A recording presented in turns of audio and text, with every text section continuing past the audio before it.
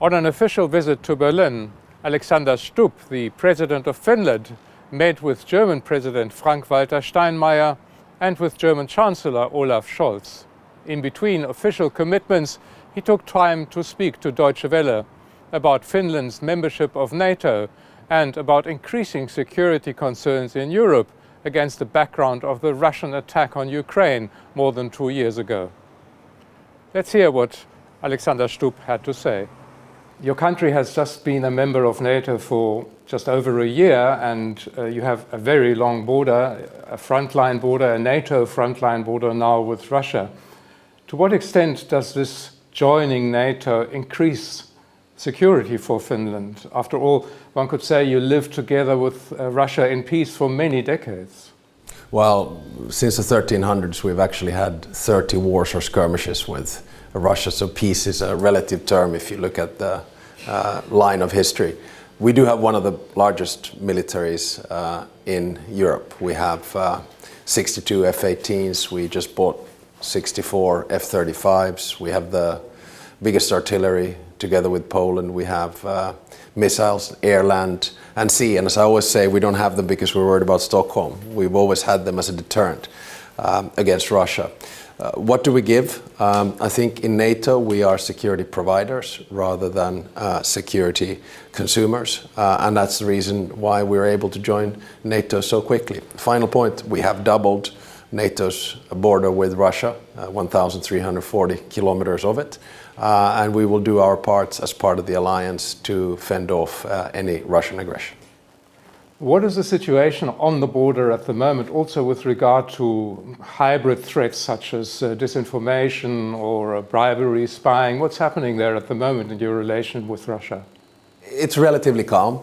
We don't see there being a direct military threat at the moment. At the same time, Russia is our #1 security threat. Why? Because it's waging 2 wars. One is kinetic in Ukraine and the other one is hybrid in Europe.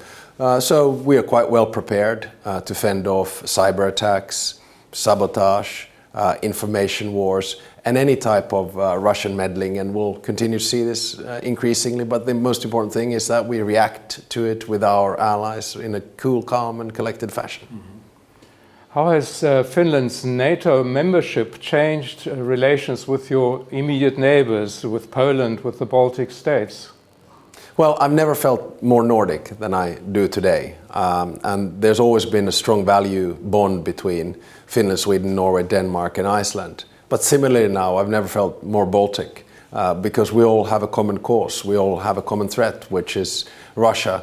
And of course, we're in many ways working on that threat together. I think we have increased the security in the Baltic Sea region because of course now the Baltic Sea region is also, and the Baltic Sea itself, a NATO lake.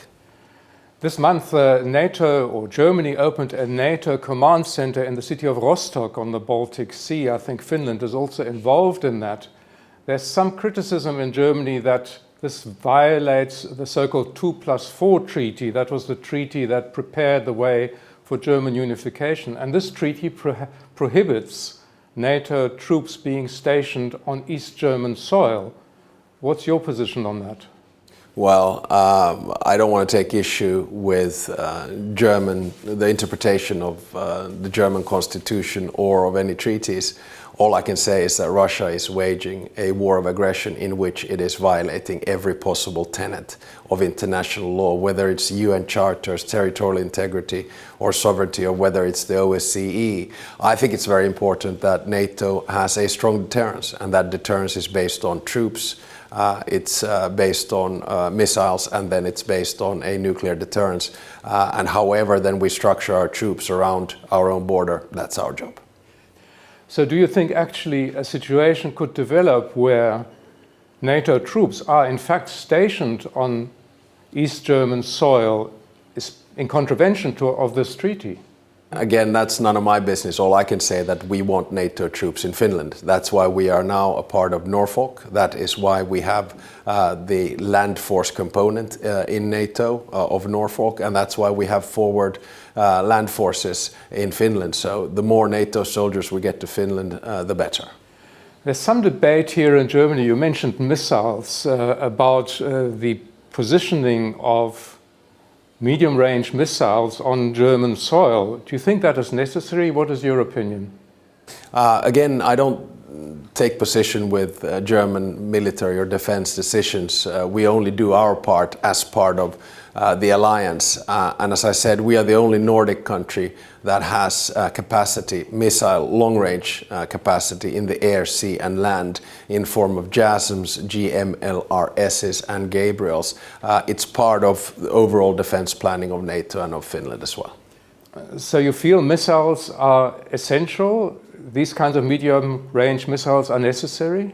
For Finland it is, certainly, because we have to understand that Russia is a security threat, and we need to have the capacity and the operative capacity to stave off that possible security threat. And everything begins from deterrence, where you have a clear message that, look, this is how much troops we have, these are the types of missiles we have, there's no point in even trying to come in our direction.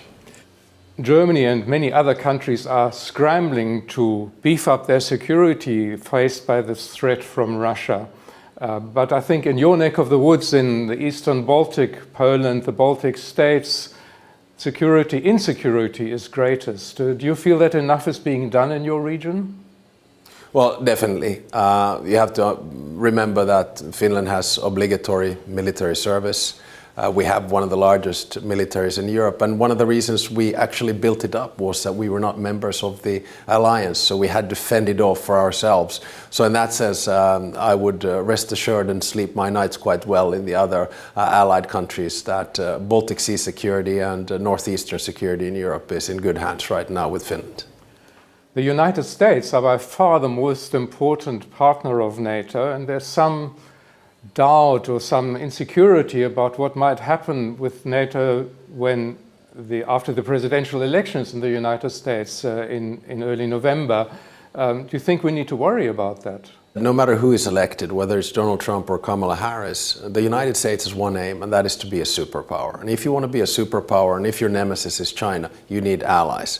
And 50, or roughly 40, between 40 and 50 of those allies come from Europe. So it's 25% of the world's countries. It is a values-based and an interest-based alliance, and the United States will not be able to afford to lose Europe. So you're saying no need to worry? In foreign policy, nothing is constant. You have to worry every day, because if you don't worry, you're not prepared. And that's what happened post-Cold War. People were not prepared. We drove down our ammunition, we drove down our weapons, we drove down our military in this sort of belief that history had ended. So you always have to be prepared, you always have to be a little bit worried. But as I always say, act in a cool, calm and collected fashion. The European Union has been talking for decades about its own security structures. You yourself have been involved in EU policy for many years in the past. There is a lot of pressure now with facing the threat from Russia and Ukraine. Why is this not progressing? Why is nothing happening there? Well, Europe has many tenets of security. It has, I think, both soft power and smart power. When it comes to European defense, I don't think there should be any overlapping systems between NATO and the EU, because, of course, we have memberships which go hand in hand. But there are a lot of things that Europe can do. It can, for instance, focus on investment on defense industry. It can make sure that nationally each country has capacity to maintain its security, but all this talk about some kind of a European army or something like that, I don't believe in that. But there does seem to be more urgency in all of this because of the situation in Ukraine, doesn't there? Definitely. I think that's overall. So you should split it into NATO, the EU and national. And I think what we're seeing right now is a revamp of the defense forces and defense capacities of all European states. And there's a good reason for it. And that reason is Vladimir Putin and the Kremlin and Russia.